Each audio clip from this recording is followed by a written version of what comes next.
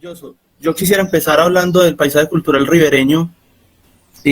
donde son, digamos que se concentran unas poblaciones que tienen una relación estrecha con el agua. El agua es el que marca la vida, el que marca todo lo que sucede. Es un mundo que se mueve con la corriente del agua. Y yo creo que partamos de ahí pues, para entender esto. Esas corrientes de agua configuran tres aspectos muy importantes. Configuran unos repertorios de creencias, unas creencias que quizá para nosotros son familiares, la creencia en el Muán, que es como digamos el más famoso, como esa espiritualidad del río, de creencias como la pata sola, creencias en el mismo río, como el río se tiene que respetar, el río te da pero también te quita. Son, digamos, creencias que se empiezan a configurar en esa geografía. Otro es como el repertorio de conocimientos que tienen las personas de su geografía, del aire. Ellos saben cuándo va a llover, ellos saben de antemano cuándo el río va a crecer, cuándo va a bajar, saben qué pueden hacer con esas tierras o esas islas que salen en medio del río en ciertas épocas del año, y eso también configura un repertorio de artes y oficios que tiene que ver con la pesca, en este caso en el Magdalena Medio,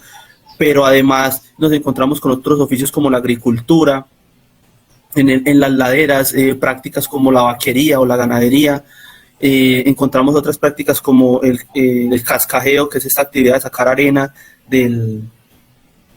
río y luego venderla para la fabricación de casas, construir carreteras y bueno, todo esto, digamos que estas artes y estos oficios, este repertorio de conocimientos y esas creencias giran todas en torno al agua, y eso hace una particularidad de ese paisaje, y es el asunto de que también está marcada por una anualidad. El río marca una anualidad que tiene que ver con las subiendas, que son los ciclos que tienen los peces en todo el año, y ahí tiene la particularidad de que empieza, o sea, el tema de la subienda tiene que ver con las épocas de cuando el río sube de cauce, cuando el río baja, y que está relacionado con las lluvias. Entonces, las épocas de verano, estamos hablando de principios de enero, más o menos hasta marzo, que el río baja. Los peces que están en las ciénagas, como no tienen oxígeno, tienen que salir de esos respiraderos. Las ciénagas son como unos pantanos que hay al lado de los ríos, y cuando el agua baja, esos peces van en busca de la corriente río arriba, y eso es lo que llamamos subienda. Eso pasa los 3 primeros meses del año. Ya luego más o menos en abril, mayo, que empieza la época de invierno, nos encontramos con que las personas empiezan a hacer otro tipo de oficios ya dedicados, o sea a la agricultura, o sea a los que están en zonas más rurales, caso de Puerto de Río, Puerto Triunfo, Puerto Nare o Yondó, donde la gente busca otras actividades como el mototaxismo, bueno, y unos trabajos realmente muy informales en algunos casos. Pero ya luego, cuando estamos en la época de julio, agosto, es lo que llaman la mitaca, y es como una pequeña subienda,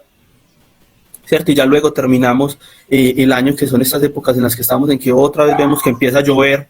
y que empieza otra vez a cambiar, pues como todos estos oficios en las personas, porque el río no da mucho por estas épocas. Las épocas de subienda también marcan las festividades. Por lo menos en Puerto de Río, a principios de años se celebran, bueno, no hay una fiesta oficial en Puerto de Río, hasta ahora se empezó a hacer el Festival del Río Magdalena, pero es una época en la que la gente, como salen playones en medio del río, va al río, hacen paseos de olla, juegan fútbol, juegan voleibol, hacen pesca deportiva. Pero asimismo, cuando llega la época de mitad de año, cuando son las fiestas municipales, también nos encontramos con el Día del Pescador, justo en esa época donde ya empieza a haber nuevamente abundancia de peces, y eso también configura como ese mundo festivo, ¿cierto? Yo tengo que ser claro en algo que también planteaba ahorita Luis Guillermo, y era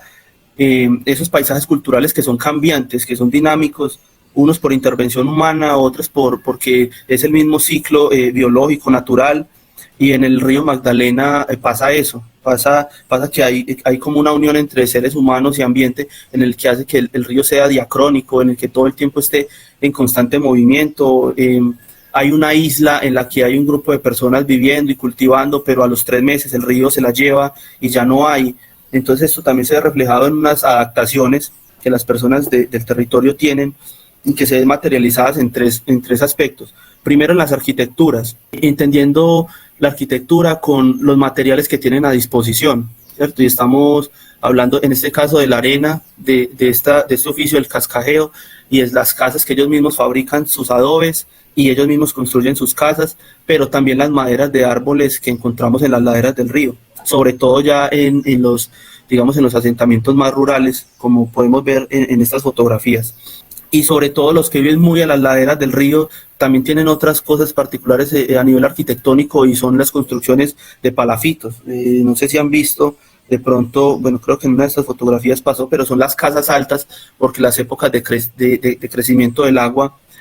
pues las casas se pueden inundar. Entonces hay como una adaptación ahí a nivel arquitectónico. También nos encontramos con toda la cultura material asociada a los oficios anteriormente mencionados. Entonces hablamos construcción de canoa con algunos árboles, aunque ya también se encuentran en fibra de vidrio, pues se compran en fibra de vidrio, pero también tenemos una gran variedad de redes, la chinchorra, el chinchorro, la atarraya, la chinchorra mayona, que cada una está, digamos, o se elaboran para capturar un tipo específico de peces. Encontramos remos o canaletes, encontramos varas para empujar las canoas. Y la última también, pues digamos el tercer punto que tiene que ver con esa adaptación, es la infraestructura que empieza a ver y que también empieza a cambiar o a influenciar ese paisaje cultural, y son las mismas embarcaciones como un medio de transporte o de conectar poblaciones con otras, porque las poblaciones de río no tienen carreteras, se conectan por agua. Entonces las embarcaciones como una extensión de los caminos. También podemos pensar en los caminos tanto rurales como urbanos, y también pensar en los puentes, que son tan importantes en el mundo ribereño, los puentes y poderse conectar. Todo esto que les menciono configuran una identidad con el territorio, y yo creo que eso también es lo que digamos, hace que se hable del concepto de paisaje cultural, y es esa relación fuerte que tienen las personas o las poblaciones con el territorio donde han desarrollado todo lo que he ido mencionando. Y ahí salen otras cosas que son inmateriales y que también en algún punto se empiezan a volver patrimonio. Y digo se empiezan a volver porque de pronto no es un patrimonio declarado, pero sí es un patrimonio prosaico, en el sentido de que son un montón de identidades o patrimonios que se dan en el día a día, que también surgen estéticas que se dan en el día a día, donde también en medio de esa cotidianidad también se empieza a construir como conceptos de belleza, conceptos de referencia, de conocerme con el otro. Y todo esto, pues también para mencionar unos ciertos tipos de música, vallenato, porro, muchos ritmos afrocaribeños se escuchan en el Magdalena Medio, y bueno, también las músicas contemporáneas, pero también tenemos todo un repertorio que hace parte de un mundo culinario, diferentes preparaciones, pescados en sancocho, en viuda, que son preparaciones que hacen en arena, al lado del río, o pescado frito. Bueno, nos encontramos con una gran variedad también de preparación de yuca, de plátano, de maíz, y bueno, y otros que pues ahorita también con digamos, con esa intervención que tiene el ser humano, empieza como a cambiar, y bueno, hay cultivos que ya no se ven tanto, como el ñame, pues por poner un ejemplo. También nos encontramos con un tipo de vestuario, y nos encontramos con una tradición oral muy importante.